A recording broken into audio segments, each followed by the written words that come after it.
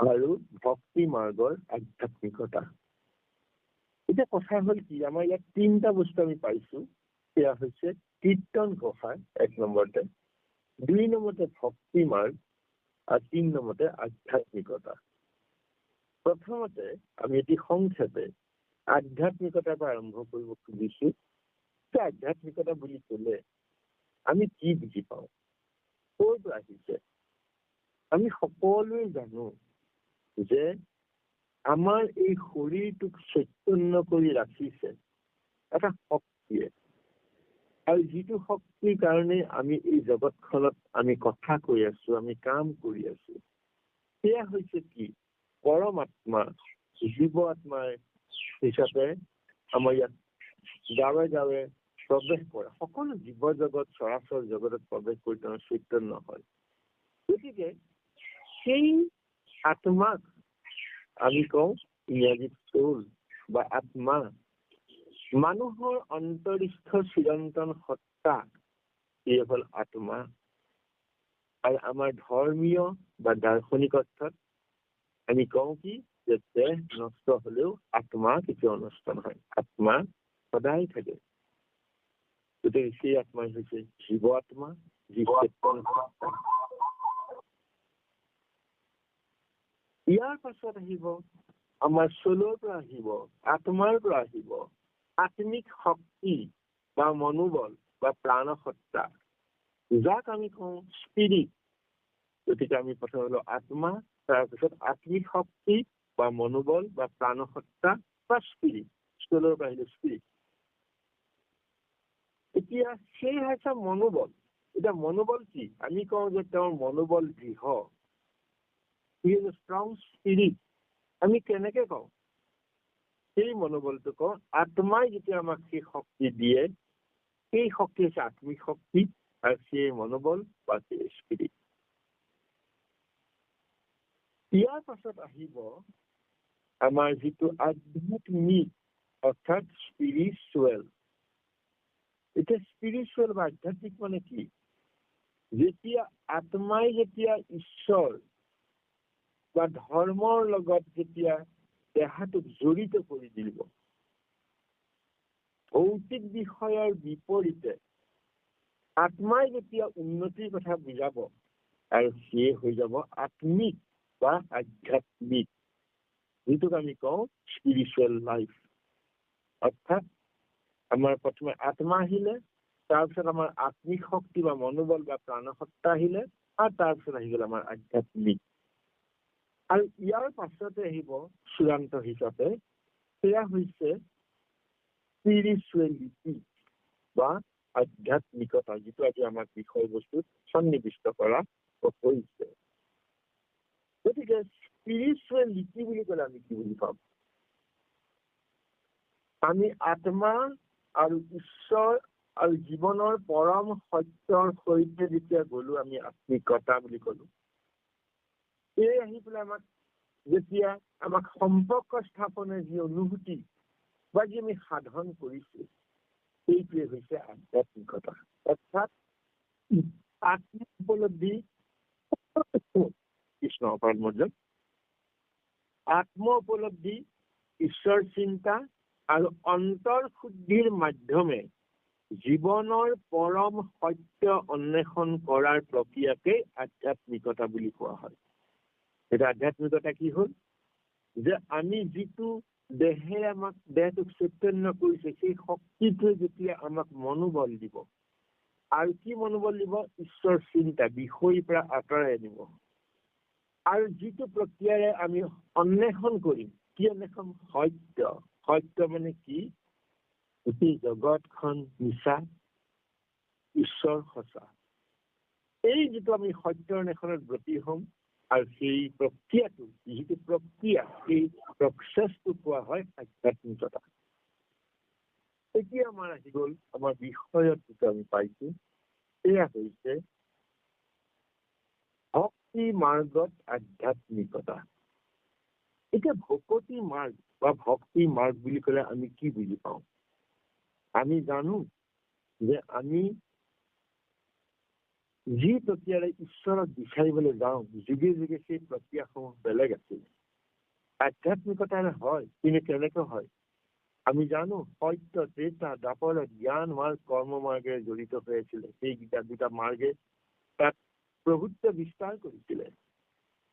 তাৰ যেতিয়া কলিকাল আহিলে, আপোনালোক আটাইয়ে জানে যে কলিকাল অহাৰ লগে লগে ভগৱন্তৰ পৰম ব্ৰহ্ম নিৰ্গুণ নিৰাকাৰ ব্ৰহ্মই সগুণ সাকাৰ আকাৰে যেতিয়া এই ধৰালৈ আহিলে, তেওঁ প্ৰৱৰ্তন কৰি যোৱা জ্ঞান মাৰ্গ, কৰ্ম মাৰ্গসমূহৰ প্ৰয়োজন নোহোৱা হ'ল। আৰু সেইসমূহে পৰম পদ প্ৰাপ্তি নহয় বুলি যেতিয়া গম পোৱা গ'ল বা মানুহ অনুভূত কৰিলে, সেইখিনি নাইকিয়া কৰিব।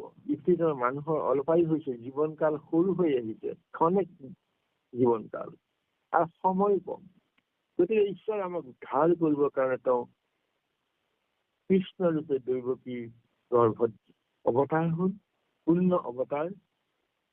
আৰু সেই আহি তেওঁ বিভিন্ন লীলা কৰি আমাক দেখুৱাই থৈ গ'ল যে বাকী সকলো মিছা, সঁচা হ'ল কৃষ্ণৰ লীলা। পৰম ব্ৰহ্মই নিৰ্গুণ নিৰাকাৰ ব্ৰহ্মই সগুণ সাকাৰ আহিছে সেইটো কাৰণে, একমাত্ৰ সেইটো কাৰণে। আৰু যি কাৰণে উদ্ধৱক ক'লে যে তুমি এতিয়া ইয়াতে থাকা আৰু মোৰ গুণানুকীৰ্তন কৰি থাকা, আৰু সেই গুণানুকীৰ্তনৰ মাধ্যমেৰে তোমালোকে পৰম পদ প্ৰাপ্তি হ'ব। আৰু তেওঁ লৈ গ'ল কি? শ্ৰী ধৰ্ম সত্য ধৃতি যত সবে গৰিল কৃষ্ণৰ লগত। আমাৰ মহাপুৰুষ কৃপাল গুৰু শংকৰ গুৰুজনাৰ বৈকুণ্ঠ প্ৰেৰণত এই কথাষাৰ সুন্দৰকৈ কৈছে। আৰু কি কৰিছে? ইটো লীলা কৃষ্ণৰ চৰিত্ৰ পৰন্ত কীৰ্তন যিটো নিত, তাৰে হইবে বৈকুণ্ঠত বাস, হেন জানি এৰিও আলাস। হেন জানি এৰিও আলাস। গতিকে সেই ঈশ্বৰ কৃষ্ণই আমাক কৈ গ'ল যে আলাস হেৰা, বাকী অন্য শ্ৰীধৰ্ম সত্য ধৃতি যত জ্ঞান মাৰ্গ কৰ্মৰ মাৰ্গ সকলোখিনি ভগৱন্তই লৈ গ'ল সামৰি। থৈ গ'ল তেওঁৰ লীলা চৰিত্ৰ। সেই জন্মৰ পৰা আৰম্ভ কৰি পুতনা বধ কৰাৰ পৰা আৰম্ভ কৰি শেষত বৈকুণ্ঠ প্ৰাপ্তি হোৱালৈকে এই সমস্ত লীলা যিজনে কীৰ্তন কৰিব, কৰয় কীৰ্তনৰ যিটো কীৰ্তন যিজনে কৰিব, তাৰ হৈব বৈকুণ্ঠত বাস। তেওঁৰ বৈকুণ্ঠত বাস হ'ব, অৰ্থাৎ পৰম পদ প্ৰাপ্তি হ'ব। এই বস্তুখিনিয়ে হৈছে ভকতি মাৰ্গ। আমাৰ অতি আদৰৰ পৰম পূজ্যপদ পুণ্যশ্লোক প্ৰমোদ শইকীয়া প্ৰভুজনাই কৈছিলে বা তেখেতে আমাক প্ৰকাশ কৰিছিলে বিভিন্ন অনুষ্ঠান। সেয়া হৈছে কি? যে কলি যুগত ভকতি মাৰ্গে শ্ৰেষ্ঠ। ব্যাসে ভাগৱতীয় সৃষ্টি কৰিলে বুলি তেখেতে কওঁতে বুজাইছিলে আমাক সকলোকে যে যেতিয়া গীতাই আমাক একশৰণ দিলে, একশৰণ দি কি কৰিব সেই উপায় বিচাৰি যেতিয়া হাবাথুৰি খাব লগা হ'ল, সেই সময়ত নাৰদ আহি ব্যাসক ভাগৱত ৰচনা কৰিবলৈ ক'লে। আৰু ভাগৱত বৰ্ণন কৰি ঈশ্বৰৰ লীলাসমূহ যাতে তাত সন্নিৱিষ্ট থাকে, আৰু সেই ভাগৱতকে শ্ৰৱণ কীৰ্তন কৰি মানুহে পৰম পদ প্ৰাপ্তি হয়।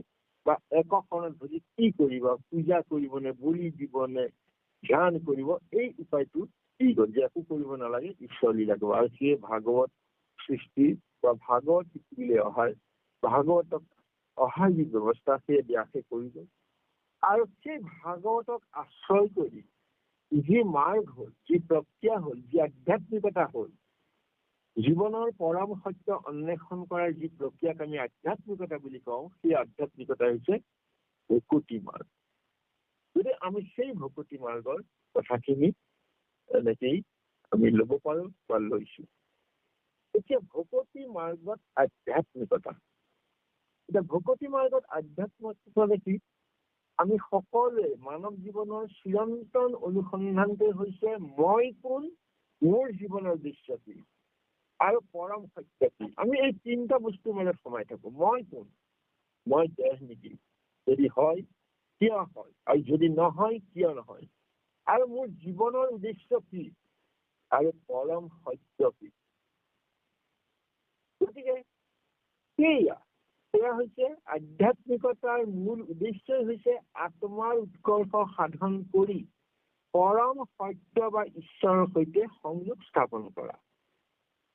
আৰু এই ভকতি মাৰ্গত কৈছে যে এই সংযোগ জ্ঞান বা কঠোৰ তপস্যা বা পূজা পাতেৰে নহয়, বৰঞ্চ প্ৰেম, সপ্ৰেম, ভকতি, দৃঢ় বিশ্বাস আৰু তেওঁক স্মৰণৰ জৰিয়তেই স্থাপন কৰি দিছে। ভকতি মাৰ্গত কোনো তপ জপ যাগ যজ্ঞৰ কথা কোৱা নাই।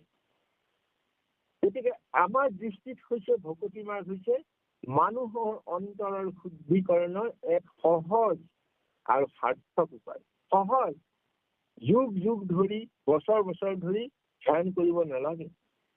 বহু বস্তু আৰম্ভ কৰি তপস্যা যাগ যজ্ঞ পূজা কৰিব নালাগে।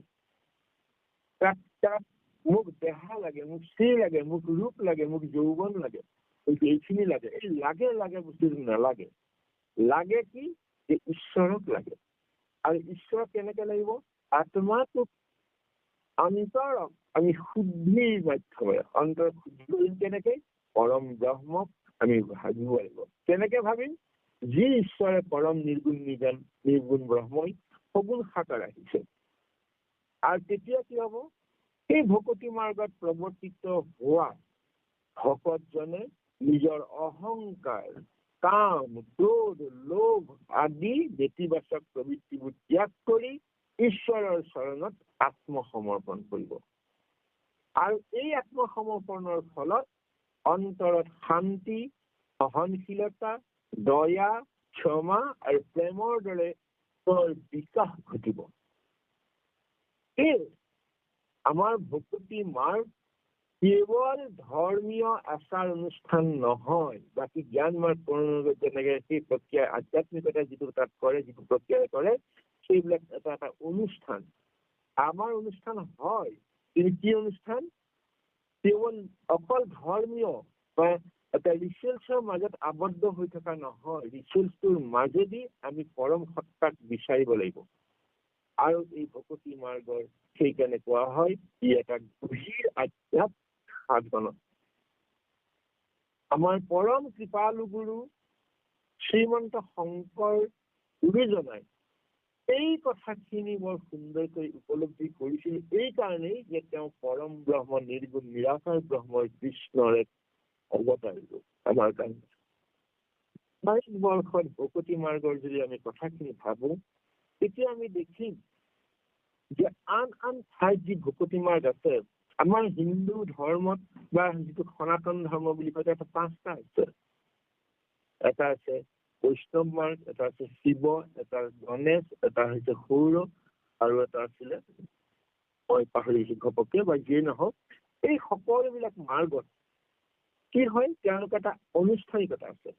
আৰু যিটো বৈষ্ণৱ মাৰ্গ বুলি কয়, তাত এইটো কাৰণেই কোৱা হয় যে তেওঁলোকে বিষ্ণুক উপাসনা কৰে, কিন্তু সংগ লয় বা লগতে অন্যক কৰে।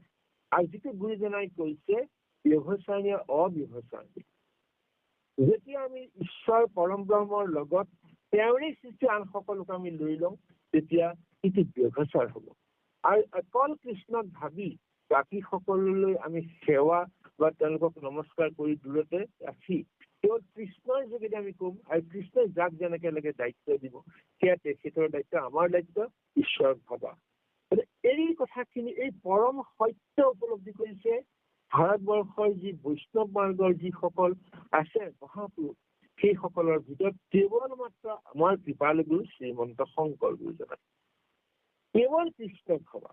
আৰু সেইকাৰণে কৈছে এক শৰণ হৰি নাম ধৰ্ম। এক শৰণ নাম ধৰ্ম নহয়, নাম কৰিলে আপুনি বেলেগ বেলেগো নাম দিব পাৰে, কিন্তু হৰি নাম, হৰিত এক শৰণ হৈ যিটো গীতাত আমাক কৈছিলে, আমি নাম ধৰ্ম, আৰু নাম ধৰ্ম কি? ঈশ্বৰ লীলা গুণানুকীৰ্তন কৰা। আৰু সেই নাম ধৰ্মটোৱে হৈছে এক শৰণ হৰি নাম ধৰ্ম বুলি মহাপুৰুষ গুৰুজনাৰ একান্ত প্ৰপন্ন শিষ্য মাধৱদেৱে কৈছে। আমাৰ গুৰুজনাই গুণমালাত কৈছিলে যে ইটো বিতুপন ধৰ্ম, গুণমালা 2য় স্কন্ধত বা 2য় অধ্যায়ত আছে, ইটো বিতুপন। এই বিতুপন ধৰ্মটোক তেখেতে কোৱা ধৰ্মটোকে আমাৰ মাধৱ পুৰুষে কলে যে এক শৰণ হৰি নাম ধৰ্ম, ৰজা হৰি ৰজা। আৰু এই ধৰ্মটো তেখেতে প্ৰতিষ্ঠা কৰিছে, বা এই মাৰ্গটো প্ৰতিষ্ঠা কৰিছে, বা এই আধ্যাত্মিকতাটো আমাক দেখুৱাই গৈছে। গুৰুজনৰ মতে ঈশ্বৰৰ নাম স্মৰণ, কীৰ্তন শ্ৰৱণ আৰু সৎ সংগৰ মাধ্যমেৰে মানুহে আত্মিক উন্নতি লাভ কৰিব পাৰে। আত্মিক উন্নতি, যিটো স্পিৰিচুৱেল বুলি কওঁ, আত্মিক উন্নতি লাভ কৰিব পাৰে। ভক্তি মাৰ্গত আমাৰ যি গুৰুজনাই প্ৰৱৰ্তন কৰিছে একখন হৰিনাম ধৰ্মৰ যি ভকতি মাৰ্গ, সেই মাৰ্গৰ আটাইতকৈ গুৰুত্বপূৰ্ণ দিশ হৈছে সকলো জীৱৰ মাজত ঈশ্বৰৰ উপস্থিতি অনুভৱ কৰা। সকলো জীৱৰ মাজতে ঈশ্বৰ আছে। ঈশ্বৰ সকলো জীৱ আছে। আগতে আমি কৈছো যে ঈশ্বৰ য'ত নাই বুলি আমি ভাবো, তেতিয়া আমি মৰি যাম দেখোন। তেতিয়া আমি সকলো জীৱৰ মাজত যে ঈশ্বৰ আছে, এই অনুভূতিটো আমাক দিছে। আৰু ইয়াৰ যোগেদি আমি ঈশ্বৰৰ প্ৰতি নিৰ্মল প্ৰেম, সপ্ৰেম আৰু পৰিশুদ্ধি ৰূপত আমি পৰম সত্যক উপলব্ধি কৰিব পাৰো। এতিয়া আমাৰ এটা কথালৈ আছে কি, যে আমি যি ভকত হ'ব লাগিব। এতিয়া ভকত মানে কি? আমাৰ জ্ঞান বিজ্ঞান তদং ৰহস্য। আমি যাক জ্ঞান বিজ্ঞান তদং ৰহস্য বুলি কওঁ, আপোনালোকে সকলোৱে জ্ঞাত, সেইখিনি আমি দোহাৰিব খোজা নাই। যিজনে একেবাৰে ৰহস্যপ্ৰাপ্ত হ'ব ভকতি মাৰ্গত, আৰু সেইজনে হ'ব ভকত। গুৰুজনাই ভকত হ'বৰ কাৰণে আমাক ভকতি মাৰ্গত কি হ'ব লাগিব, এই লক্ষণ মহাপুৰুষ গুৰুজনাই কীৰ্তন শাস্ত্ৰৰ প্ৰহ্লাদ চৰিত্ৰত আমাক অতি সুন্দৰভাৱে আমাক দেখুৱাই দি থৈ গৈছে শংকৰ গুৰুজনাই। তেওঁ কৈছে কি, তেখেতে এজন ভকত হ'বৰ কাৰণে প্ৰহ্লাদৰ যোগেদি আমাৰ 26টা বস্তু কৰিছে। সেইকেইটা কি? প্ৰহ্লাদে বৈষ্ণৱ ভৈলা আতি। প্ৰহ্লাদ পৰম বৈষ্ণৱ কেনেকে হ'ল? 1 নম্বৰতে হৈছে বিষ্ণুক চিন্তন্ত দিনে ৰাতি। অৰ্থাৎ বিষ্ণুক দিনে ৰাতি অহৰহ নিৰন্তৰ গতিৰে চিন্তা কৰিব লাগিব। 2 নম্বৰ, ইন্দ্ৰিয়ক কৰিয়া নিয়ম। ইন্দ্ৰিয়ক নিয়ম কৰি, ইন্দ্ৰিয়ক নিয়ন্ত্ৰণ কৰি। 3 নম্বৰ, প্ৰাণীক দেখান্ত আত্মা হব। সমস্ত প্ৰাণীক তুমি আত্মা বুলি ভাবা, অৰ্থাৎ ঈশ্বৰ আছে। ৰূপে গুণে বিদ্যাত পাৰ্গত নাহি গৰ্ব তথাপি মনত।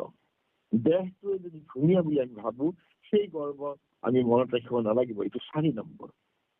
5 নম্বৰ হৈছে দুখত উদ্বেগ নাহি চিত্ত। অতি দুখত আমাৰ চিত্ত বিহ্বল হৈ যাব নালাগিব। নাহি স্পৃহা সুখতো কিঞ্চিত। 6 নম্বৰ, আমি আনন্দত মতলীয়া হ'ব নালাগিব, অৰ্থাৎ 5 আমাক স্থিতপ্ৰজ্ঞ কৰিব। 7 নম্বৰতে কৈছে অসুৰ স্বভাৱ এৰি অন্ত। আমাৰ মনত থকা যি কাম, ক্ৰোধ, লোভ, মোহ, এই অসুৰী গুণবিলাক এৰিব লাগিব। 8 নম্বৰ, কাম যিনি ভৰিলা উপাসন্ত। যি কাম ভাৱ, যি ভাৱে আমাক ধ্বংস কৰে, আমাৰ মদমত্ত কৰে, ইন্দ্ৰিয় ভোগৰ কাৰণে যিবিলাক আমি কাম কৰো, সেইবিলাকক উপাসন্ত। 8 নম্বৰ। ইয়াৰ পাছত কৈছে ক্ৰিয়া এৰি কৰান্ত ভকতি। 9 নম্বৰ, ক্ৰিয়া মানে কি?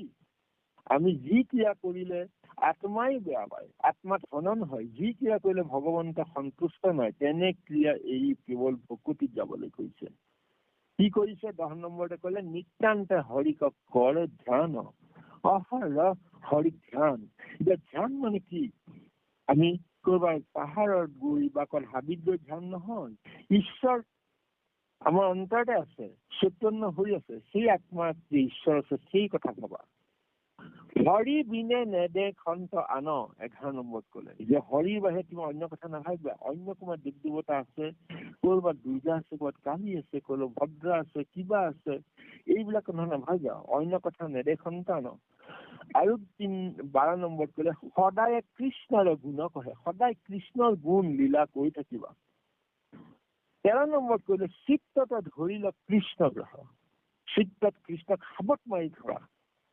নেৰৈ মনে গোবিন্দৰ পাৱ। ভগৱন্তৰ চৰণ ধৰি থকা। 14 নম্বৰ।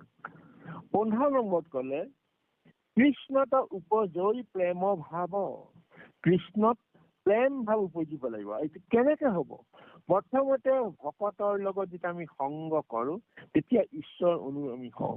ইয়াৰ পিছত আমি ৰতি হওঁ, আৰু ৰতিৰ পিছত আমাৰ ভকতি আহে। গতিকে সেয়ে কৈছে কৃষ্ণত উপজয়ী প্ৰেম ভাৱ। 16 নম্বৰত কৈছে কৃষ্ণক চিন্তন্তে দ্ৰৱে মন। আমাৰ মন মতলীয়া, যেনি তেনি যায়, ঈশ্বৰৰ নাম গৰুছে বুলি কৈছে, ধৰি আনে। জ্ঞান গৰুছে মানে ঈশ্বৰৰ নাম। গতিকে যেতিয়া সেই মনটোক আমি ডুবাই ৰাখিম, দ্ৰৱীভূত কৰিম কিহত? কৃষ্ণৰ নামেৰে সিক্ত হৈ থাকিব, আৰু সেয়া ভকতৰ লক্ষণ। 17 নম্বৰত কৈছে কেঁচু বেলা কৰন্ত ক্ৰন্দন। এতিয়া কন্দাটো কেনেকুৱা? ভকতিত যেতিয়া আমি আনন্দ অশ্ৰু বৈ আহে, সেই কন্দন। আমাৰ কন্দন সেয়েহে হ'ব লাগিব যেতিয়া আমি ঈশ্বৰৰ নাম লওঁতে চকুৰ পানী ওলাই। সেয়া কৈছে কেহু বেলা কৰন্ত ক্ৰন্দন, ভকতজনৰ সেয়া এটা গুণ। কেহু বেলা হাসন্ত আহ্লাদে, ভকতি মাৰ্গত থাকি কেতিয়াবা আমি হাঁহিম কান্দিম, সেয়া 18 নম্বৰ। কত গীত গাৱন্ত প্ৰহ্লাদ ভকত। গতিকে আমি ভকতে কিমান গাম, কি গাম, ঈশ্বৰ লীলা গাই গাই শেষ কৰিব নোৱাৰিম, সেয়া ভকতৰ লক্ষণ। 20 নম্বৰত কৈছে গোবিন্দক আনন্দে ডাকন্ত। আৰু আনন্দ হৈ আমি গোবিন্দক চিঞৰি থাকিম, হে কৃষ্ণ, হে প্ৰভু, হে গোবিন্দ। যিবিলাকে গোপীবিলাকে আতুৰ হৈছিলে আমি ৰাসক্ৰিয়াত পাইছো। লাজৰ এৰি কতহু নাচন্ত, সেয়া 21 নম্বৰ।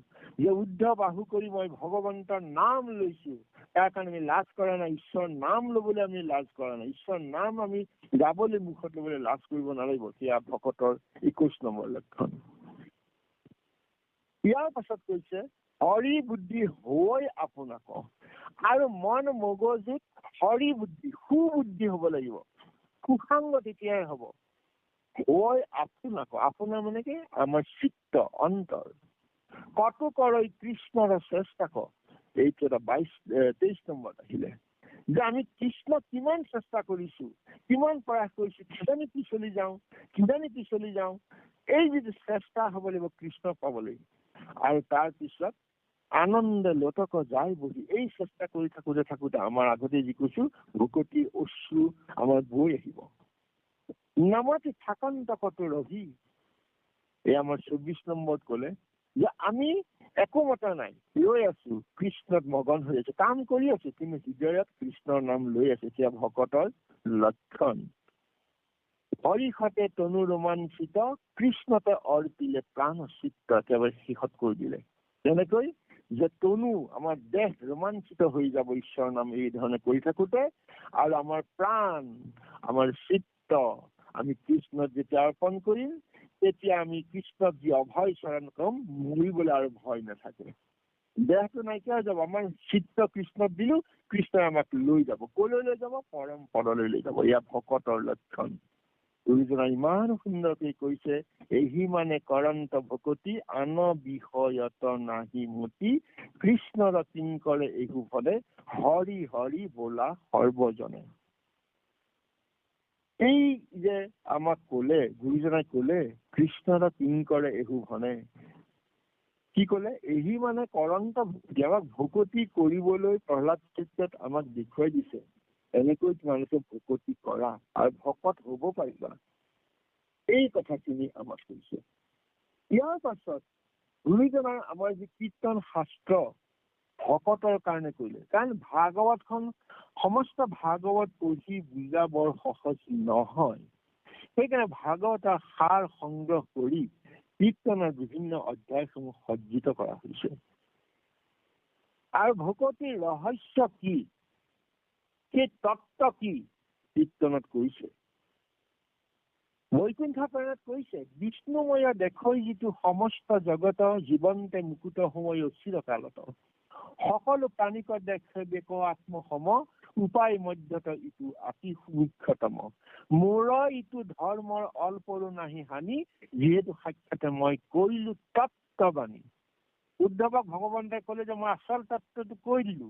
উদ্ধৱক কৈছে, আমাক কৈছে, গুৰুজনাই আমাক বৈকুণ্ঠ পুৰাণত এই কথাষাৰ কৈ দিছে যেতিয়া সমস্ত জগতক, যিটো আমি অলপ আগতে কৈছো যে গুৰুজনে সমস্ত জগতক কিন্তু তেওঁ বিষ্ণুময় দেখিবলৈ কৈছিলে। সকলো জীৱৰ দেহত ঈশ্বৰ আছে, সকলো প্ৰাণীকে আত্মা বুলি ভাবিবা।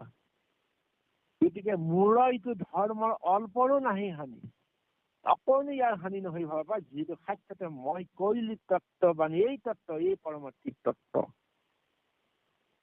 আৰু যেতিয়া ভকত আমি সেই সময় পাৰিম, তেতিয়া ভগৱন্তে কৈছে যে মই ভকতৰ নৱনিধি অন্ত্যজী উত্তম অতি হোৱে জাক স্মৰি, ভাগৱতৰ প্ৰথমতেই সেইখিনি গুৰুজনাই কৈছে। আৰু কীৰ্তনতো কৈছে, ভকত আছে মোৰ হৃদি জানিবা নিশ্চয়, ভকত জনৰ জানা আমিছে হৃদয়, মই বিনা ভকতে নিশ্চিন্তে কিছু জ্ঞান, ভকততে পৰে মই নিশ্চিন্ত হোৱা ন। একেবাৰে দায়িত্ব ভকতক দি দিলে। কিয় দিলে? যে মোক ভাবা ভকত হোৱা আৰু ভকতৰ হৃদয়ত মই থাকো। যিটো মাধৱ পুৰুষে কৰিলে যে মই একান্ত ভকতত থাকো, যোগীৰ হৃদয় এৰি গুচি আহো। এই যে আমাক আধ্যাত্মিকতাটো দিলে, অৰ্থাৎ যিটো প্ৰক্ৰিয়া যে পৰম ব্ৰহ্ম সত্তা বিচাৰি ফুৰিছো, সেয়া আমাক গুৰুজনে আমাক দেখুৱাই গল। ভকতি মাৰ্গত আধ্যাত্মিকতা। মই ভকতি মাৰ্গ মানে একশৰণ হৰিনাম ধৰ্মৰ ভকতি মাৰ্গ কৰিছো, অন্যান্য ভাৰতত হৈ থকা ভকতি মাৰ্গক উল্লেখ কৰা নাই। সেয়া আমি আলোচনাৰ বিষয় নহয়। আৰু ভগৱন্তই আমি ধ্যান, আমি যোগ কৰিব লাগিব নে, আমি ভগৱন্তক কেনেকে ভাবিম, ভগৱানক পূজা কৰিব লাগিব নে নালাগিব, এই কথাখিনিও এই যিটো আমাৰ জ্ঞান, মহাজ্ঞান, সেয়াও কৈ গৈছে। কি কৈছে? আমাকো স্মৰিবা বাক্য মনে, মূৰৰ ৰূপ চিন্তিবা যতনে। বাক্য মানে বাংময় মূৰ্তি দিলে, আমাক লৌহ, ৰূপৰ, সোণৰ বা কাঠৰ মূৰ্তি দিয়া নাই, আমাক বাক্যৰ দিলে। আমাকো স্মৰিবা বাক্য মানে উদ্ধৱ কৃষ্ণই কলে, আমাক কীৰ্তনৰ বৈকুণ্ঠপনাত কৈ গৈছে, মূৰৰ ৰূপে চিন্তিবা যতনে। কৃষ্ণ মৰ্জন কৰিব। মোৰ ৰূপ কেনেকে কৰিবা? কীৰ্তনৰ চাব, যতেই ঈশ্বৰৰ কথা কৈছে তাতে ঈশ্বৰৰ গোটেই মস্তকৰ পৰা পাদৰ পৰা মস্তকলৈ জীৱনটো দি গৈছে। গতিকে সেই আমাৰ ৰূপ চিন্তন যদি ধ্যান মনত আছে, আৰু সেই যেতিয়া কৰিব, সংসাৰে বন্ধে হৈ বাহিন, তেৱে চিত্তে মুখ যায় বা কলিন। এনেকে চিত্ত যেতিয়া ভগৱন্তত লীন হৈ যাব, আমাৰ অভয় পথ পাই গলো, অৰ্থাৎ মৰণলৈ আমাৰ ভয় নাথাকিলে। আৰু ভগৱন্তই ইমান সুন্দৰকৈ উৰেষা বৰ্ণনত গুৰুজনাই কি আমাক কৈ গৈছে যে যদিও আমি একেবাৰে পৰম্পৰা প্ৰাপ্তি হব নোৱাৰিব পাৰো, আজি ইমানলৈকে আগবাঢ়িলো, আমাৰ পুণ্যশ্লোক দেউতাই কৈ থাকে যে আজি ইমানলৈকে আহিলো, ইয়াৰ পাছত আকৌ এইখিনিৰ পৰা আৰম্ভ কৰিম, আকৌ তললৈ হৈ যাব নালাগিব আমাৰ ভকতি মাৰ্গত। সেইকাৰণে উৰেষা বৰ্ণন পাইছো, জড়িতে জড়িতে জীয়া জন্ম লভো মই, আপোন কৰ্মৰ গতি, নিজৰ কৰ্মৰ গতিতেই জন্ম লওঁ। যদি কিবা কাৰণে তললৈ যাওঁ, তৰিতে তৰিতে হৰি তোমাৰ চৰণে থাকোক দৃঢ় ভকতি। তোমাৰ চৰণত যাতে ভকতি, আমি দেহটোৱে ক'ত যাম, দেহটো কি হব, আত্মাই ক'ত গৈ লব, যাতে ঈশ্বৰ নাম লওঁ। তাৰ উদাহৰণ ভৰতে ভগৱান, আমি য'তে জন্ম লাভ কৰো তাতে যদি, এতিয়া মই যে কলো ভৰত ৰজা ঈশ্বৰৰ প্ৰতি ইমান হৈছিলে যে হৰিণ হৈ থাকোতেও তেওঁ সেই মুনি আশ্ৰমত গৈ তেওঁ কিন্তু সেই পূৰ্ব স্মৰ জাতি স্মৰণটো হৈছিল। কিয় কাৰণে? ভকতৰ সংগলৈ ঈশ্বৰ নাম লোৱাৰ কাৰণে। আৰু জৰাভৰত হওঁতেও তেওঁ সেই ঈশ্বৰ নাম লৈ পেলাই ৰঘুগুণক শিক্ষা দিব পাৰিছিলে, তাৰ ৰঘুগুণক শিক্ষা দিছিলে। গতিকে তেওঁ যিটো উদাহৰণ, সেই উদাহৰণকে আকৌ জগন্নাথ উৰুষা বৰ্মনত লিখিছে, গুৰুজনাই জড়িতে জড়িতে গৈয়া জন্ম লভ মই, আপোন কৰ্মৰ গতি, তৰিতে তৰিতে হৰি তোমাৰ চৰণে থাকো দৃঢ়ত ভকতি। ইমান সুন্দৰ কৰি কৈছে। আকৌ আমি ভকতি কেনেকে কৰিম? কৃষ্ণ মাধৱ। হয়, প্ৰহ্লাদ চৰিত্ৰত আমাক গুৰুজনাই কৈছে, শ্ৰৱণ কীৰ্তন স্মৰণ বিষ্ণুৰ অৰ্চন পদ সেৱন, দাস্য সুচিত্ত বন্দন বিষ্ণুৰ কৰিব দেহা অৰ্পণ, নৱবিধ ভক্তি বিষ্ণুত আশ্ৰয় সেহিছে পাঠ উত্তম। আমাৰ 9 প্ৰকাৰ ভক্তি: শ্ৰৱণ, কীৰ্তন, স্মৰণ, পদসেৱন, অৰ্চন, বন্দন, দাস্য, সত্য আৰু আত্মনিবেদন। এই 9টাই আমি ভগৰি কৰিব পাৰো। 9 বিধ আছে ভগতি। কিন্তু সেই হিচাপ পাঠ উত্তম বুলি ক'লে দুইজনে আকৌ হৈ গ'ল। পাঠ মানে কি? এই 9 বিধ ভক্তিৰ ভিতৰত প্ৰথম 2টা শ্ৰৱণ আৰু কীৰ্তন। পাঠ হলে কোনোবাই ক'ব লাগিব, কোনোবাই কীৰ্তন কৰিব লাগিব, কোনোবাই শুনিব লাগিব।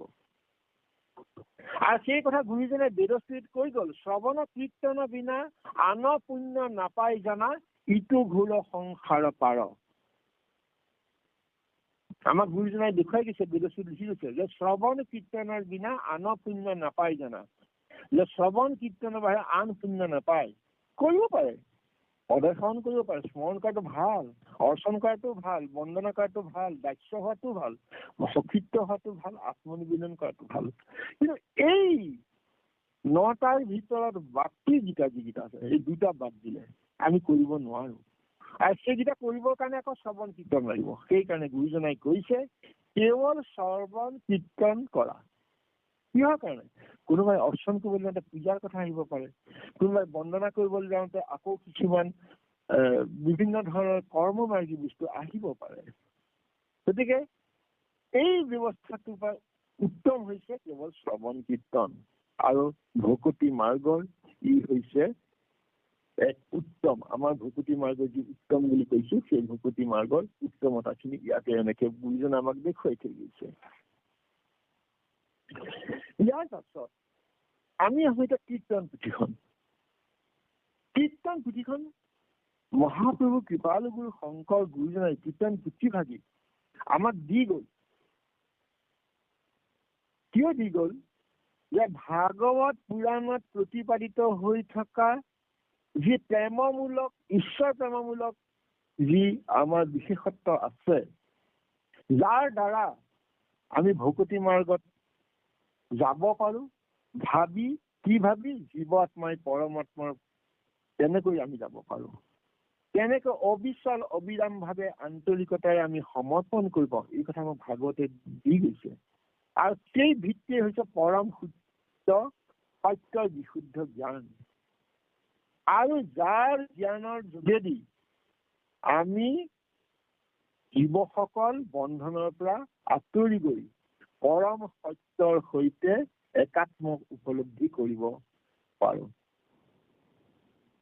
আৰু গুৰুজনাই সেই কাৰণে কীৰ্তন পুথিভাগি ৰচনা কৰিলে বা কীৰ্তন অধ্যায়সমূহ কৰিলে যে ভকতিৰ দ্বাৰাহে মায়াৰ বন্ধন ছিন্ন কৰি বা ছিঙি মুক্তি লাভ কৰিব পাৰি। এই কথাখিনি তেখেতে আমাক সহজভাৱে পাবৰ কাৰণে আমাক মহাপ্ৰভু গুৰুজনাই যি পুথিৰ ব্যৱস্থা কৰিলে বা যি লিখনিৰ ব্যৱস্থা কৰিলে, সেই হৈছে আমাৰ কীৰ্তন পুথি। আৰু কীৰ্তন পুথিত আমাৰ যোগেদি আমি বহুকেইটা কথা আমি শিকিব পাৰো। এতিয়া কীৰ্তন পুথিৰ যোগেদি আমি শিকিব পৰা, জানিব পৰা বস্তু কি আছে? এই যে আধ্যাত্মিকতা, আমাৰ প্ৰথম কেইবাটাও শিক্ষা দিছে কীৰ্তনে। একশৰণ ভক্তি মানে কেৱল ভগৱান বিষ্ণু বা কৃষ্ণকে শৰণ লোৱা, অন্য শৰণ লব নালাগে।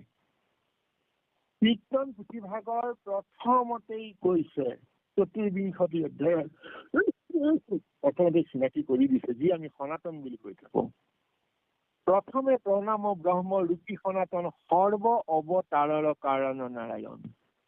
তেতিয়া সনাতনক ডিফাইন কৰি দিলে যে সেইজনে সনাতন, সেইজনে কৃষ্ণ, সেইজনে পৰম ব্ৰহ্ম, যাক আমি সনাতন বুলি কওঁ, বাকীবিলাক সনাতন নহয়।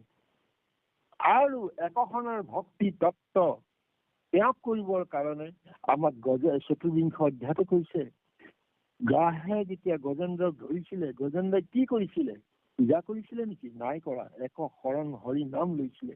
শুইন্দে মেলাই পদ্মগত ওপৰত তুলি, কৰিলা অনেক স্তুতি, ত্ৰাহি হৰি বুলি। অৰ্থাৎ আমি যেতিয়া বিপদ পৰিম তেতিয়া একমাত্ৰ ভগৱানকে ফুটিম।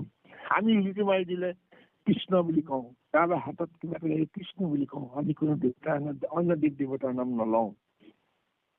এই আমাক অন্তৰে কি বিচাৰে? এই ঈশ্বৰ বিচাৰে। এইটো হৈছে একশৰণ হৰি নাম ধৰ্মৰ এক তত্ত্ব। আকৌ এই নামৰ যি মহিমা, নামৰ যি মাহাত্ম্য, এই কথা আমাক কীৰ্তন ভগৱন্তই অজামিল পুক্ষানত বিষয়ে দিছে। হৰিৰ নামেহে নামেহে নামেহে জীৱন আমাৰ কলিযুগ আনগতি, নাই নাই নাই নাই জানা সাৰে সাৰ। ইমান সুন্দৰকে আমাক আধ্যাত্মিকতা দি গলে, ভকতি মাৰ্গৰ যি আধ্যাত্মিকতা যি বিষয় দিয়া হৈছে তাত দেখুৱাই দিছে, কীৰ্তনত দেখুৱাই দিছে। তাত 4 কথা ভাবিছে, 4টা মাৰ্গ দিছে, 3টা নহয়। আনগতি নাই নাই নাই নাই 4বাৰ দিছে, জানা সবে জানা সাৰে সাৰ। এই সাৰ হৰি নামৰ বাহিৰে অন্য নাই। এয়া গুৰুজনে আমাক দৃঢ় কৰি দিছে যে অন্য কৰিবই নালাগে। নামেহে কৰিব পৰম সিদ্ধি, হৰিৰ নাম জগতৰ নিধি। নামৰ ওপৰত কৈ গল। জগতৰ নিধি, গোটেই বিশ্বৰ আচল তেজাই বা যিটো ভঁৰাল, সেইটো হৰি নাম। আৰু কেনেকে কৰিব লাগিব সেয়াও কলে। নামৰ ওপৰত আপোনালোকে পাইছে সকলোৱে যে হৰিৰ তেবে এক নাম তৰৈ, শুনৈ বা ভনৈ বা মনত স্মৰৈ। হৰিৰ নাম আমি শ্ৰৱণ কীৰ্তনত শুনিম, গাম বা স্মৰণ যেতিয়া কৰিম তেতিয়া আমাক তৰণ হব। ইমান সুন্দৰকৈ আমাক কৈ দিছে। সেয়া আৰু বাকী ধৰ্ম নাই। আমাক কি কৰিলে? অন্যত ধৰ্ম নাহি অধিকাৰ, জানিবা কলিতে নামেহে সাৰ। কলিত নামহে সাৰ। আকৌ কৈছে আমাক জ্ঞানতো কৰ্মটো কৰি সম্প্ৰতি, হৰি কীৰ্তনহে পৰম গতি। গতিকে গুৰুজনাই কলে যে জ্ঞান মাৰ্গ কৰ্ম মাৰ্গ আমাক নেলাগে, পৰম গতি পাবলৈ ঈশ্বৰৰ নাম লব লাগিব। ইমান সুন্দৰকৈ কৈছে। পৰম মহাপাপী যিটো জনে তাৰা পাৰে চিত্ত হৰি কীৰ্তনে। ই ইমান সুন্দৰকৈ কৈছে যে পাপী হলেও আমাৰ আধ্যাত্মিকতা আছে, যি প্ৰক্ৰিয়াৰ যোগেদি আমি সাধন কৰিব পাৰো এই দেহটোক ঈশ্বৰ তত্ব লাভ পাওঁ। কোনো ধৰণৰ প্ৰায়শ্চিত্ত বিধা নাই, কেৱল হৰি নাম কৰিলে আমাৰ প্ৰায়শ্চিত্ত হয়।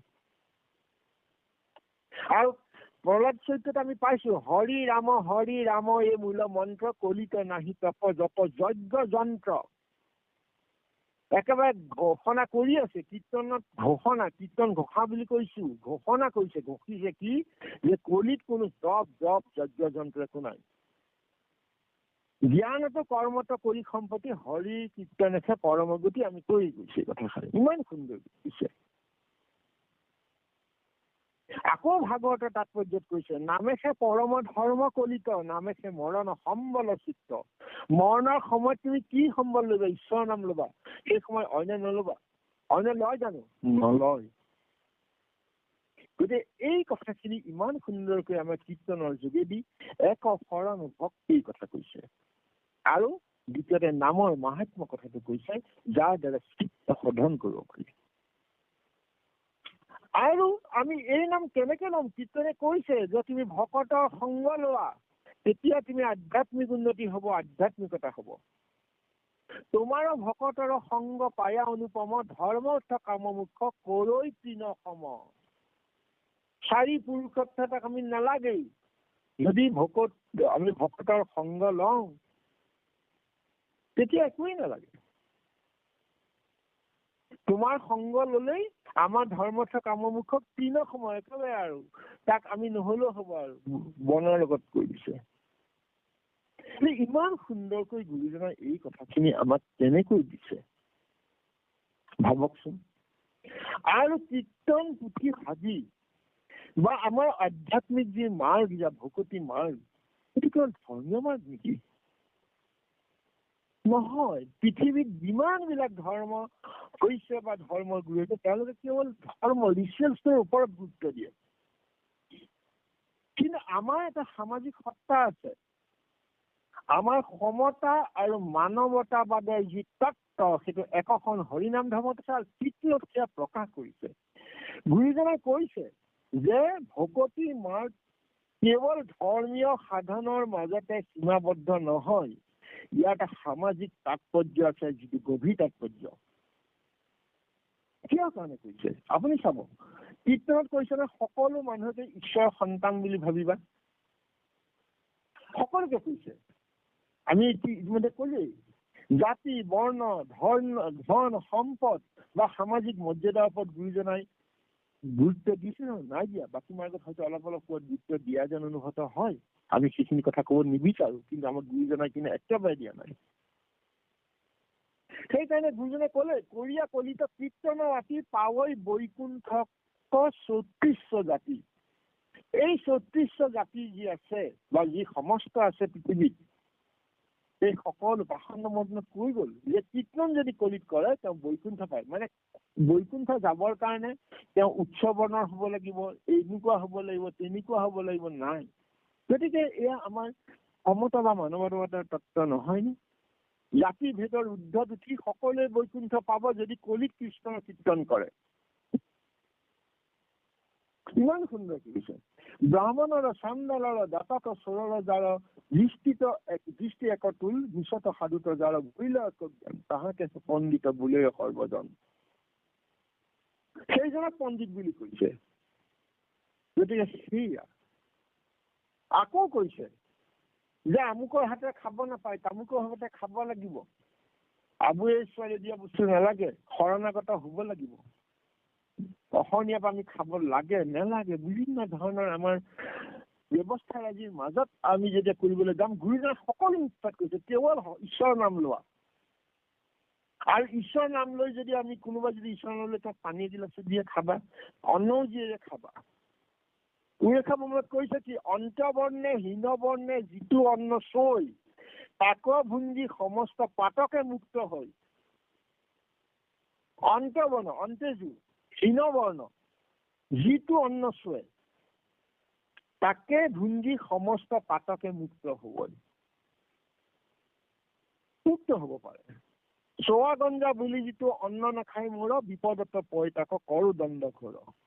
এইটো চোৱা বুলি যদি কয়, এইটো জগন্নাথে কোৱা কথা, কিন্তু সেই কথাখিনিৰ যোগেদি এইটোৱে কৈছে যে মহাপ্ৰসাদ যদি কোনোবাই তেনেকে নেখায়, এতিয়া এই কথাটো আমাক কি মেছেজ দিছে? এইটো মানৱতাবাদ নহয় জানো?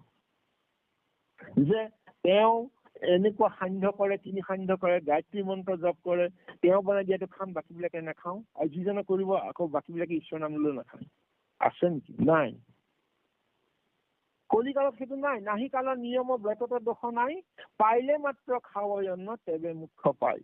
হৃদয়ত ৰূপে হৰি নাম যাৰ মুখে, বিষ্ণুৰ লৈ যায় উদ্যত তাৰ মুখে।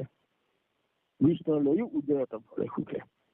অৰ্থাৎ ইয়াত কোনো নিয়ম ব্ৰত একো নাই, কেৱল ঈশ্বৰৰ নাম ল'ব লাগে। ঈশ্বৰ যেতিয়া আমি নাম লৈ থাকিম, তেতিয়া আৰু আমাৰ কোনো অসুবিধাই নহয়। এই কথাখিনি কীৰ্তন ঘোষাভাগীত আমাক অতি সুন্দৰকৈ বাৰে বাৰে আমাক কৈ গৈছে। আৰু ভকতি মাৰ্গৰ গুৰুজনাই আমাক আধ্যাত্মিক স্তৰত যাবৰ কাৰণে আপোনালোকে পাইছে 7টা আধ্যাত্মিক স্তৰৰ কথা কৈছে। এইটো নামৰ পৰা উল্লেখ আছে। পৰম বান্ধৱ হৰিৰ নাম যিজনে তাক লয় অবিশ্ৰাম, তাৰ 7 কাৰ্য সাধিব দেখি প্ৰতিপত্তি লব 7ৰো লেখা। যে ঈশ্বৰৰ নাম 7 কি হয়? প্ৰথমে দহিব পাতক 1 নম্বৰ, পাপ আৰু পাপৰ প্ৰৱণতা বিনাশ হব। কৰিলে মহাপুণ্য উদ্বোধয়, পুণ্য আৰু সদ্গুণৰ বিকাশ হব। কৰাইবে বিষয় অত বিৰকতি, 3 নম্বৰ, জাগতিক ভোগৰ প্ৰতি অনাসক্তি আহিব। কৃষ্ণত পয় প্ৰেম ভকতি, কৃষ্ণৰ প্ৰতি প্ৰেম ভক্তিৰ বৃদ্ধি হব। উপযাইবে আতি বৈষ্ণৱ জ্ঞান, বিষ্ণুৰ প্ৰকৃত স্বৰূপ উপলব্ধি হব। 6 নম্বৰ, মায়াকো কৰিব দহি নিজ্ঞান, মায়াৰ সম্পূৰ্ণ দহন কৰিব। চৈতন্য মূৰ্তি পূৰ্ণানন্দ হৰি থৈবে তেন্তে একে একে কৰি, পৰম চৈতন্য আৰু পৰমানন্দ উপলব্ধি কৰি ঈশ্বৰৰ সৈতে মিলি যাব। অৰ্থাৎ নামৰ যোগেদি হৰিৰ সৈতে একাত্মক হৈ যাব পৰা যি প্ৰক্ৰিয়া, সেইটো আছে এক শৰণ হৰি নাম ভকত ধৰ্মত। গুৰুজনাই যি কৰি গল। কাৰণ ভাগৱতে কৈছে, নিত্যং ভজতামপি মুক্তিং দদাতি ন কদাচপি কদাচিদপি সপ্তম ভক্তি যোগম। ঈশ্বৰে মুক্তি দিব পাৰে, কিন্তু প্ৰেম ভক্তি অতি দুষ্পাদ্য অৰ্থ। কাৰ প্ৰেম ভক্তি? ঈশ্বৰৰ প্ৰতি। প্ৰেম ভক্তি লাভ কৰিলে মুক্তিসমূহ তাৰ অধীন হৈ পৰে। এয়া ভাগৱতে কৈ গৈছে, আমি কোৱা কথা নহয়। গতিকে আমি ঈশ্বৰক সপ্ৰেম ভকতি কৰিলো, মুক্তি নালাগে, মুক্তিটো নিষ্পৃহ যিটো সেই ভকতক নম বুলি আমাক গুৰুজনাই মাধৱ গুৰুজনাই কৈছে। গীতাই কৈ গৈছে, আপোনালোকে সকলোৱে জানে, মন মন ভৱ মত ভক্ত মত যাবি মান নমস্কৰো, মোৰ ওপৰত মন নিবদ্ধ কৰা, মোৰ ভক্ত হোৱা, মোক পূজা কৰা আৰু মোক প্ৰণাম কৰা, যিটো আমাৰ একশৰণৰ মূল তত্ত্ব। গতিকে ইমান সুন্দৰ তত্ত্ব গীতা আৰু ভাগৱতে যি একশৰণৰ তত্ত্ব আমাক পৃথিৱীত প্ৰচাৰ কৰি গল, আৰু সেই তত্ত্বখিনিকে আমি গুৰুজনাই ইমান সুন্দৰকৈ আমাক দি গল। কৃষ্ণই আমাক কৈ গৈছে, কৃষ্ণ তত্ত্ব উপলব্ধি কৰা, যুগে যুগে অৱতাৰ ধৰা অসংখ্যাত বুলি আমাক ৪বিংশ অধ্যায়ত কৈ গৈছে, ঘোষণা কৰি গৈছে, ভগৱন্ত আহি আছে। এই আমি কেনেকে কৰিম, আমি আগতে কৈছে, স্থিৰ বুদ্ধি কৰি ভকতজনে প্ৰত্যেক অংগক চিন্তিব, মানে আমাক ধ্যান বৰ্ণত ঈশ্বৰৰ ৰূপ কেনেকে চিন্তা কৰিব লাগে, সেই গোটেই কথাখিনি আমাক কৈ গৈছে। এইখিনি কথা আমি আৰু দোহাৰিব খোজা নাই, আপোনালোকে সকলোৱে জানে, খালি আমি ইয়াত মাত্ৰ উল্লেখে কৰিছো। গতিকে আমাক যি কীৰ্তন ঘোষা দিলে, সেই কীৰ্তন ঘোষাৰ যোগেদি আমি ভকতি মাৰ্গৰ আধ্যাত্মিকতা যিটো আমি কলো, যিটো উপায় বা প্ৰচেছ, সেই কথাখিনি আমি এই কথাখিনি ইয়াতে আমি দেখিবলৈ পাইছো। এতিয়া আমাৰ বহুতৰে এটা কথা হয় যে সহস্ৰ নাম দৃষ্টান্ত বুলি এই কীৰ্তনত অনন্ত কন্দলী সুকবি শেষৰে দিছে, সেই ভাগিও ইয়াত সংকলিত কৰা হৈছে, কীৰ্তন ঘোষাত কৰা হৈছে। কিন্তু কিয় কৰিছে? যে সেই সহস্ৰ নাম ভিতৰত খালি কৃষ্ণৰ নাম লোৱা, সহস্ৰ নামৰ কথা কৈছে, এক কৃষ্ণৰ নাম ললেই হয়। ভগৱানে ইমান সহস্ৰ নাম দিয়া হৈছে যে কোনোবা নামহে কোনোবাটো ল'ব, আমনিটো নালাগিব। 1000 নামৰ ভিতৰত কেতিয়াবাতে এটা নাম ল'বলৈ মনত থাকিব, এনেকে আমি 1000 বাৰ যদি 1000 দিন লৈ থকা, আকৌ আহি পেলাই পুনৰ ল'বলৈ নতুন হৈ যাব। গতিকে কৃষ্ণই গুণানুকীৰ্তন সম্বলিত হৈ থকা ভাগৱতৰ তত্ত্বক লৈ গুৰুজনাই যি পুথি অধ্যায়সমূহ তেখেতে প্ৰণয়ন কৰিছিলে, সেইখিনিক একত্ৰীকৰণ কৰিছিলে। কোনে কৈছিলে? মাধৱ পুৰুষজনে সেই গীত লৈছিলে। শংকৰ গুৰুজনাই এটা আনফালে যাতায়াত কৰি থাকোতে তেওঁ বিভিন্ন সময়ত এইবিলাক ৰচনা কৰিছিলে, আৰু সেইবিলাক মাধৱদেৱক সেইবোৰ সংগ্ৰহ কৰিবলৈ গুৰুজনাই অনুৰোধ কৰি গল, তেওঁ জীৱন কালতে কৈ গল যে এইখিনি কৰা। আৰু এতিয়া মাধৱদেৱে নিজৰ ভতিজা ৰামচৰণ ঠাকুৰক এই কামত নিয়োগ কৰিলে যে গুৰুজনাই লিখা বস্তুবিলাক ক'ত ক'ত আছে, আৰু তেওঁ প্ৰায় বছৰ ধৰি এইবিলাক সিঁচৰিত সমূহ সংগ্ৰহ কৰি মাধৱদেৱৰ হাতত সমৰ্পণ কৰিলে।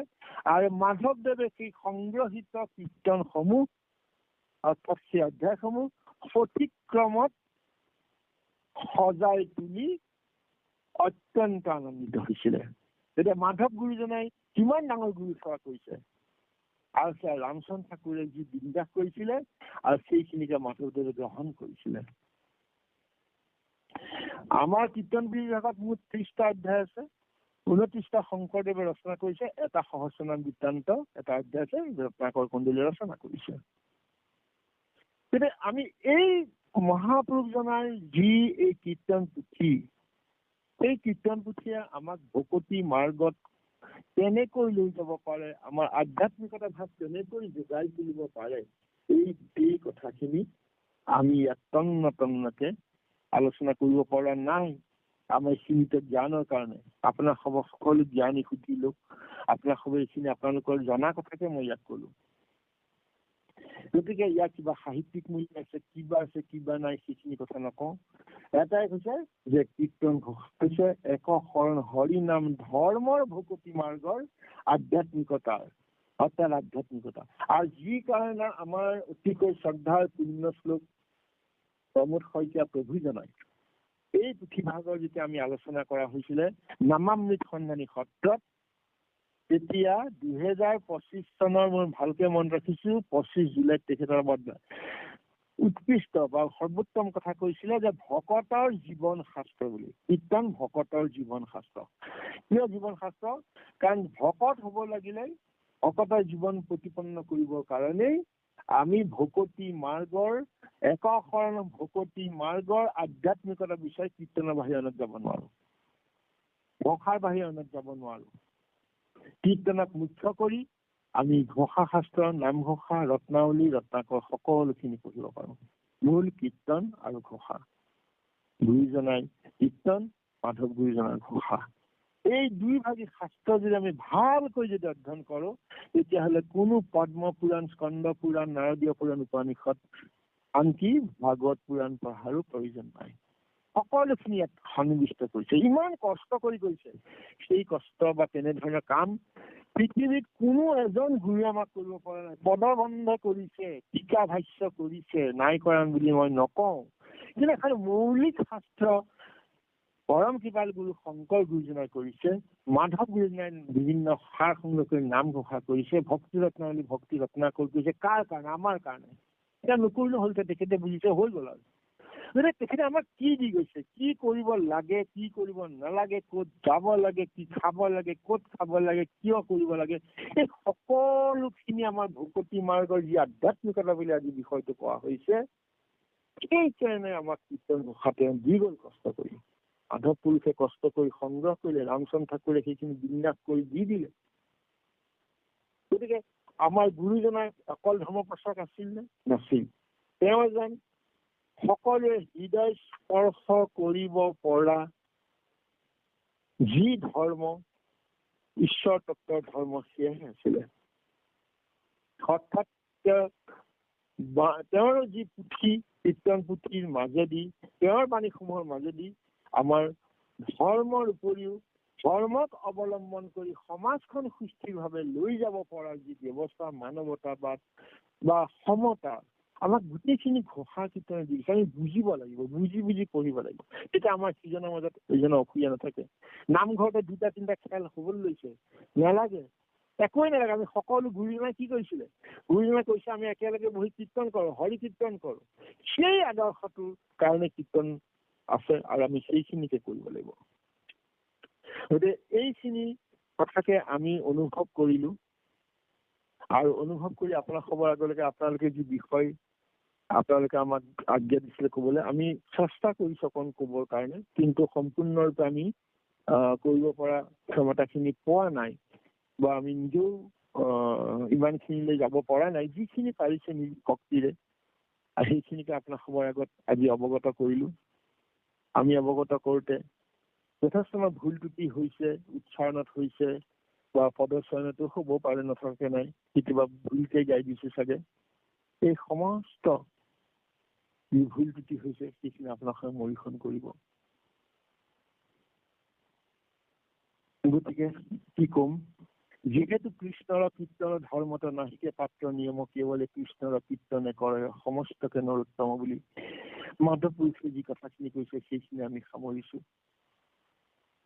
আমি বিচাৰিছো জ্ঞান কৰ্ম মাৰ্গ এৰি আমি মুখ্য বিচাৰিম, কেনেকে বিচাৰিম? ভুকুটি যোগাই কৃষ্ণৰ জন্মৰ কৰ্মৰ কীৰ্তনে মুকুতি কুবিৰম্বয়, ৰামহে নয় দুগুটি অক্ষৰ বলৰ নাহিকে সীমা, মুকুতি সুখক কৰিলে অধীনে আচুক আনমহিমা। এইখিনি কথা কৰি আমি আপোনাৰ খবৰ চৰণলৈ শ্ৰাৱী আগবাঢ়লো। অপৰাধ বিনাশন তজু নাম নাৰায়ণ, জানি নামে পঢ়িলো গতি নাহিকে মনে, অপৰাধ ক্ষমা কৰি তুমি দাখিল হৰি, মোক ৰক্ষা কৰিছা, মোক ৰক্ষা কৰিছা। মহন্ত শংকৰ হৰিকতৰ জনা যেন কল্পতৰু, তাহান্ত বিনাই নাই নাই নাই আমাৰ পৰমগুৰু, আমাৰ পৰমগুৰু। এই সুধী সমাজ, এই বান্ধৱাই, আমি আপোনাৰ খবৰ চৰণলৈ শক্তি ভৰাই শ্ৰাৱী আগবঢ়াইছো। আমি ক'ব পৰা সমস্ত অপৰাধখিনি আপোনালোকে মৰ্জনা কৰিব, আৰু কিবা ভুল ত্ৰুটি হ'লে সেইখিনি আঙুলিয়াই দিব, আমি গ্ৰহণ কৰিম, আৰু কিবা থাকিলে আপোনালোকে সংযোগ কৰিব। আমি মাত্ৰ কেৱল আৰম্ভণিহে কৰি দিলো। আপোনাৰ চৰণলৈ পুনৰ এবাৰ শ্ৰাৱী আগবঢ়াইছো। মাধৱ মাধৱ কৃষ্ণ কৃষ্ণ, জয় গুৰু শংকৰ। কৃষ্ণ কৃষ্ণ কৃষ্ণ কৃষ্ণ কৃষ্ণ পৰম ব্ৰহ্মত কৃষ্ণ, পৰম ব্ৰহ্মত যদি শব্দৰ ব্ৰহ্মত নিপুণতা ভাৱতত হোৱা শুদ্ধ সত্য, ৰাম কৃষ্ণ নাম মুখে এখনে নিৰন্তৰ, ভাগৱত শাস্ত্ৰে যাগে বোলে মহন্ত, ভাগৱত শাস্ত্ৰে যাগে বোলে মহন্ত। আজি মহামহন্ত